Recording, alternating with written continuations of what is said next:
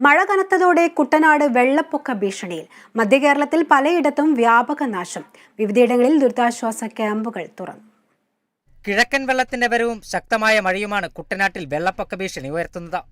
താഴ്ന്ന പ്രദേശങ്ങൾ പലതും വെള്ളത്തിനടിയിലായി. തലവടി, മുട്ടാർ പഞ്ചായത്തുകളിൽ ജലനിരപ്പ് ഉയർന്നിരിക്കുകയാണ്.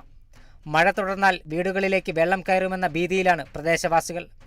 മങ്കൊമ്പ്, ചതുർത്യായങ്കരി ഭാഗത്ത് വെള്ളം പൊങ്ങി. പാടശേഖരങ്ങളിൽ വെള്ളം നിറഞ്ഞ് പുറത്തേക്കൊഴുകി. ചെങ്ങന്നൂർ ഭാഗത്തും വ്യാപക നാശനഷ്ടമാണ് ഉണ്ടായത്. റെയിൽവേ സ്റ്റേഷന് പടിഞ്ഞാറ് വശത്ത് തോടിന്റെ സംരക്ഷണ ഭിത്തി തകർന്നു.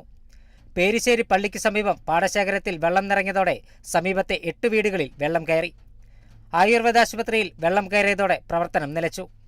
മാന്നാർ പരുമല റോഡ് വെള്ളത്തിൽ മുങ്ങി. യാത്ര ദുഷ്കരമായി. നന്നാട് ഭാഗത്ത് പാടശേഖരം നിറഞ്ഞതോടെ 5 വീടുകളിൽ വെള്ളം കയറി. ആലപ്പുഴ ജില്ലയിൽ 7 ദുരിതാശ്വാസ ക്യാമ്പുകളാണ് തുറന്നത്. അമ്പലപ്പുഴ താലൂക്കിൽ 4 ക്യാമ്പുകളും ആലപ്പുഴ പടിഞ്ഞാറ് വില്ലേജിലും ചേർത്തല പട്ടണക്കാട് വില്ലേജിലും ചെങ്ങന്നൂർ വില്ലേജിലും ഓരോ ക്യാമ്പുകൾ വീതം ആരംഭിച്ചു. കനത്ത കാറ്റിൽ എടത്വ തലവടി സ്വദേശി മണിയുടെ വീടിന്റെ മേൽക്കൂര പറന്നു.